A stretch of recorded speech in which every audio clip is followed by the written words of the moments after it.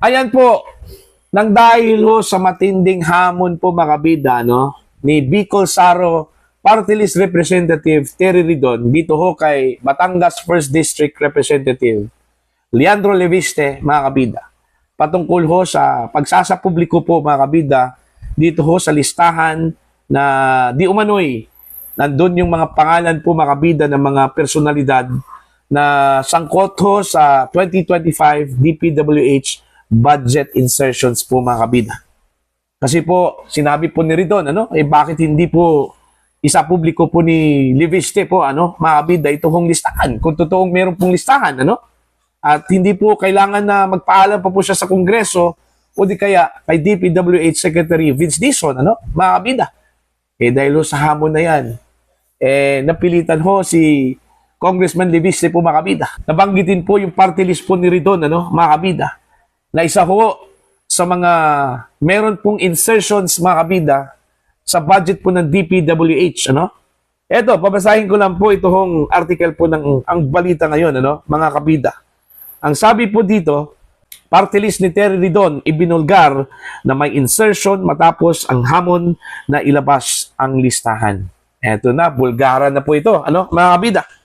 Bago pa man ang hayagang pagbubunyag ni Batangas 1st District Representative Leandro Leviste, nauna nang hinamon ni Bicol Saro Party List Representative Terry Ridon na ilabas niya ang buo ang listahan ng umano'y insertions sa 2025 Department of Public Works and Highways o DPWH budget. Ayan.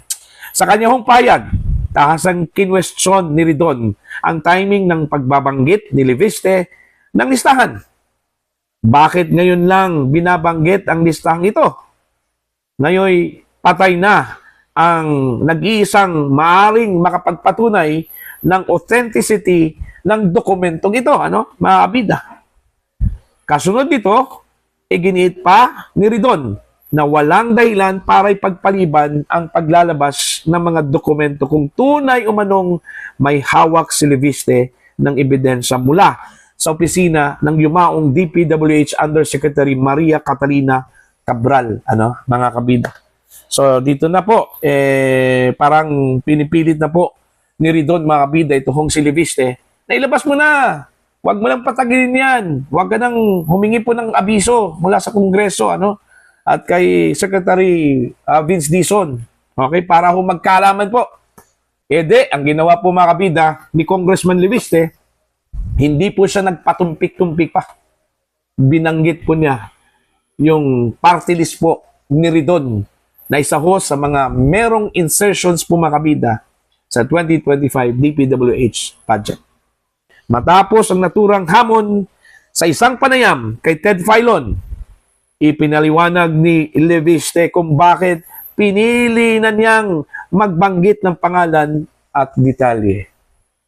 Okay? Parang na touch yung ego ho ni Congressman Leviste ho dito, mga kabida, Ayon sa kongresista, may isa umano siyang kasamahan sa Kongreso na nagtulak sa kanya na isa publiko ang listahan. So parang na-challenge ho siya dito, mga kabida. Ang sabi po ni Leviste, may isa akong kasamahan sa Kongreso na nagsabi, bakit hindi na lang ni Leandro isa publiko ang listahan? Inamin ni Leviste na una niyang iniwasan ang pagbanggit ng mga pangalan upang hindi makabangga ang marami. Banggit ko na kanina, pero yung isa is ayaw ko naman na magalit sa akin yung buong Kongreso. Ayun, yun pala yung rason, mga kabida, kung bakit ayaw banggitin po ni Leviste, ito kung mga pangalan po ng personalidad, mga kabida, na sangkot dito ho sa insertions, na nakapaloob po doon, mga kabida, sa listahan na iniwan, binigay ni dating DPWH Undersecretary Catalina Cabral, mga kabida. Ngunit, dahil sa panawagan mismo ni Ridon, sinabi ni Leviste na napilitan na siyang magbigay ng konkretong halimbawa. Ayan. Pero dahil siya ay nananawagan na isa publiko ko, pwede kong banggitin ang insertions niya. Dito na po, binanggit mga kabida ni Leandro Leviste yung pangalan po ng kanya hong party list po ni Ridon, ano? Bicol Saro party list po mga kabida, no? Dito na binanggit ni Leviste bilang may kaugnayan sa mga proyekto. Ayon. Ito po ay si Bicol Saro party list representative Terry Ridon. Si Bicol Saro party list po ay may 150 million pesos road project insertion sa Pamplona at Pasacao, Camarines Sur. Ayon sa kanya, ang naturang halaga ay binubuo ng 2 line items na tag 75 million pesos at kapwa napunta sa iisang kontraktor. Ayun. Ito pong 2 line items, 75 million pesos each, were awarded to the same company, Bicol Gold Rock. Ayun, mga kabida. Yan tanong, dumaan ba ito sa tamang bidding process po, no, mga kabida?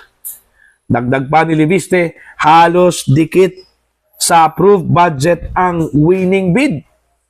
At sa winning price na 73.5 million pesos, which is 2% below the approved budget, and this same company, Bicol Gold Rock, has cornered the majority of projects like this in this area.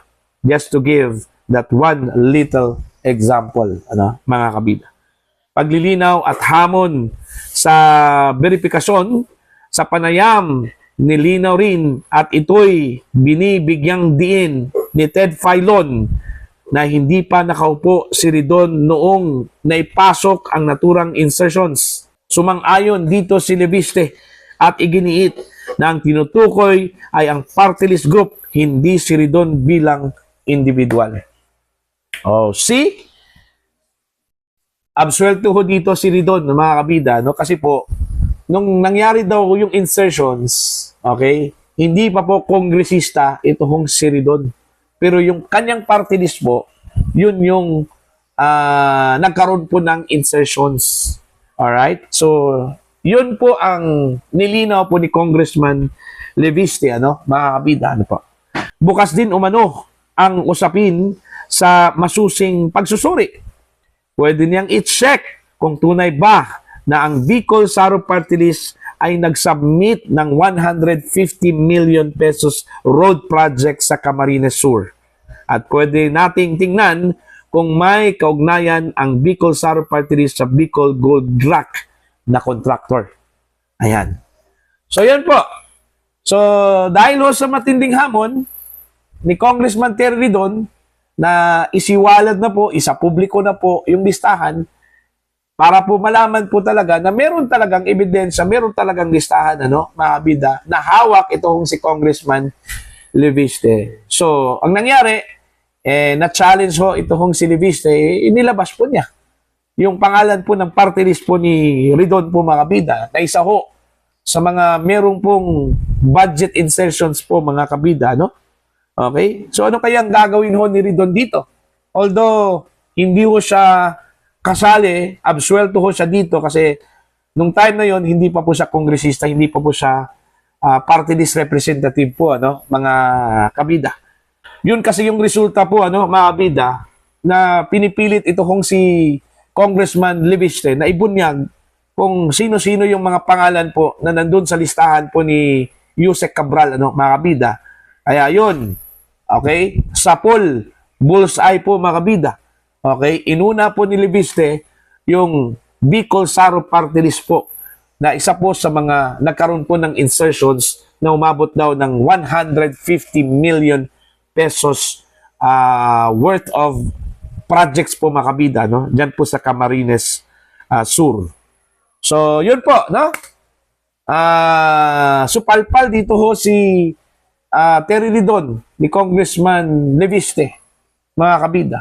Although malinaw at nilinaw po na hindi ho kabilang si Ridon doon ho sa individual po, mga kabida, na nagkaroon po ng insertions, ngunit yung kanya hong party list na kanyang nirepresentahan po ngayon, mga kabida, meron pong budget insertions. Alright? Sino kaya yung dating kongresista dyan na nag-represent ho sa Bicol Saro Party List, ano, mga kabida? Yun yung dapat tanungin at imbestigahan po, mga kabida, no? Okay? So, aside ho dito sa Saro, ilan pa kayang mga party list po ang andun po sa listahan? Okay? Ilan ho sa mga individual po dito ang nandun po sa listahan po, mga kabida, ano? Kasi ang sabi ho ni Congressman De Viste, hindi lang po kongresista, hindi lang po senador ang nandun po sa listahan na meron pong budget insertions, ano? Meron ding mga kalihim, undersecretaries po, ano? Diyan po sa executive branch, mga kabidang, pinangalanan po doon. Okay? And apart from it, may mga private individuals po. Most likely, mga contractor ata to, ano? Mga kabida. At maybe, ilang official po ng DPWH. Alright? Kaya nga, interesado ho tayo dito na ilabas itong listahan na ito. At hindi na siguro kailangan ng permission mula sa DPWH po, ano? O di kaya sa Kongreso, mga kabida. Kung kaya hong ilabas po ni Congressman Leviste, lahat po, yung kabuuan po, mga kabida, ng listahan na yun, dapat ilabas na po. Okay? For the consumption and benefit of the general public po, mga kabida. Ano? Para malaman po ng publiko kung sino-sino yung mga sangkot ho sa insertions na ito. Ano? Although hindi po natin masasabi na mali, illegal yung insertions, mga kabida, pero dahil ho sa stigma, ano? Dahil ho sa karanasan, dyan po sa insertions na yan, na ginagamit po, mga kabida, bilang tulay ng corruption, magdadalawang isip ka talaga, no? Okay? Ano kaya ang ginagastusan po gamit ang insertions budget po, mga kabida, no? Bakit meron pong insertions? Bakit hindi na lang po binuo po sa NEP, itong National Expenditure Program po, mga kabida? Okay? Bakit hindi po nilagay lahat po doon? Okay? Para maiwasan po ang insertions. Okay? Yun yung malaking tanong po, ano? In fact po, mga kabida, nabulgar po, ano?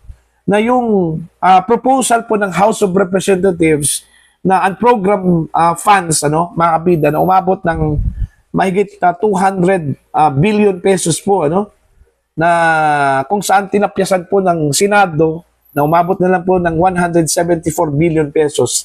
Pero pagdating ho sa BICAM po, mga kabida, okay, ni-reinstate yung original budget po. Yung 200 plus billion pesos na originally pinupose po, mga kabida, ng House of Representatives, binalik doon ho sa BICAM. Now, ang tanong, anong pong gagawin po doon ho sa unprogrammed budget po, mga kabida? Okay?